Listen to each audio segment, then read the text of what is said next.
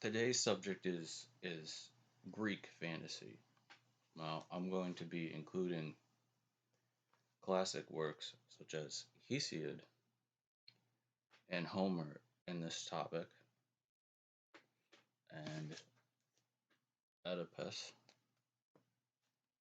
um, as well as newer things as like Mary Renault.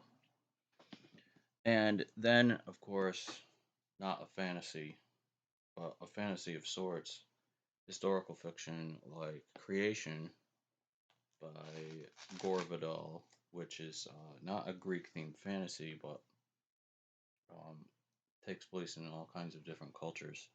The main character is Persian. Um, and then, uh, while all sorts of cultures are now a source for fantasy, one that comes to mind, which is based on Southern Europe, heavily, in this case, Spain, would be The Golden Key by Melody Ron. Um, so, what is the purpose of this video? Purpose of this video is to discuss whether or not modern Greek fantasy can be viable, if it can be important or entertaining in this current book buying market. And the answer is um, yes. Circe has proved that. There's a book called Circe who has come out.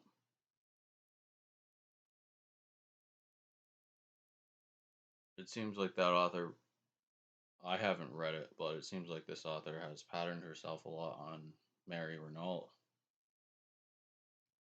In other words, taking a mythic figure, writing a prose story about it,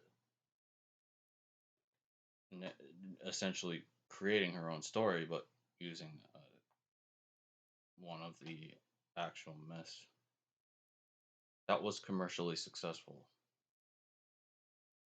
I think it took, though, the route of a feminist direction. So it has a little bit of a spin, but I haven't read it, so I can't comment on, what the feminism of it is and that sort of thing.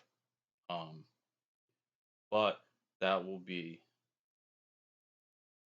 sort of like a limiting issue in terms of audience. Is Greek culture tended to be, or was, quite chauvinist, and so was every other European culture. And compared with, English based fantasy, I'm sure it sells much less. Um, so going forward, one thing that needs to be remembered is Renault and the heyday of Greek, what do we call them? Greek mythological movies for the modern English speaking world came during the 1950s and 60s. More so the 60s, but they were making them in the 50s. And that coincided with the heyday of this topic in popular culture. Now, since then, movies have come out, like the remake of Clash of the Titans. There was 300, was particularly big. And then there was sort of a resurgence or renaissance of it in the 90s. The topic became popular again. People, with particularly thinking about Troy, they made the Troy movie. Um, the Hercules television show with Kevin Sorbo was actually the number one show on TV on Earth. So it can be commercially very successful, but that was a specific time, and it's like there is a special time for it, and if it's not like the right time, it's not a number one hit bestseller. And a lot of books are not. And Mary Renault was a big deal in the 50s because this was a popular topic. Um,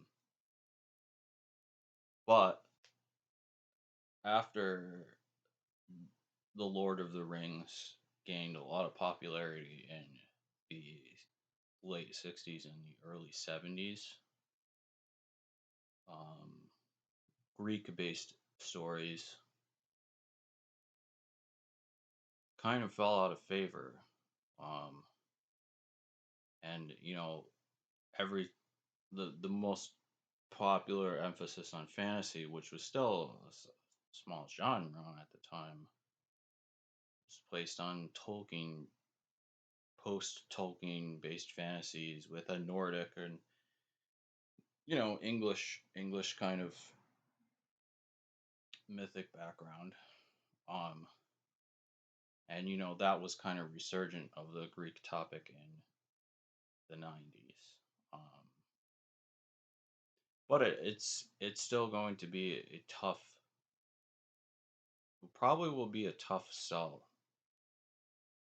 Um, Now we see more and more um, non Tolkien based fantasy has now supposedly become more popular.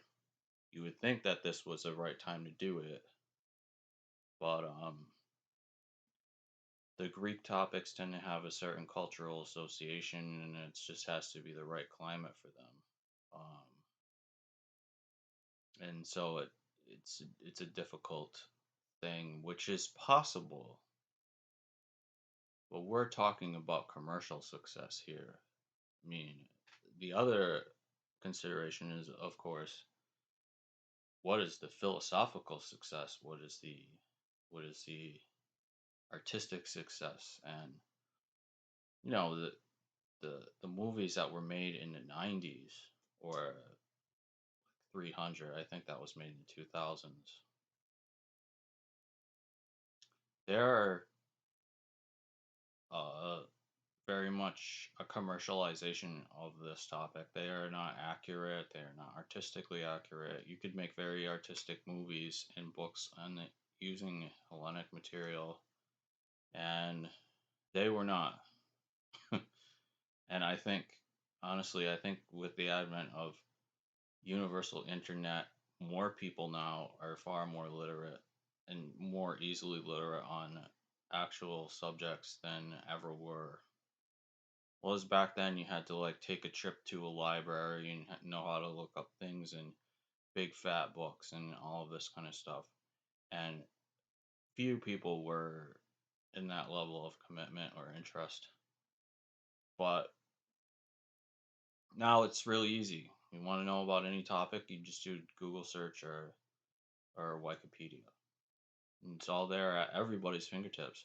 So I think people are more easily literate. There's probably more literacy in these areas than there was then.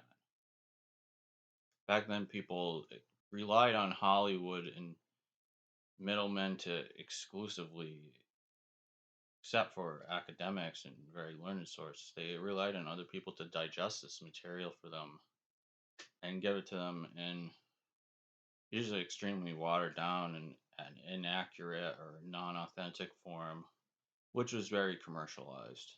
And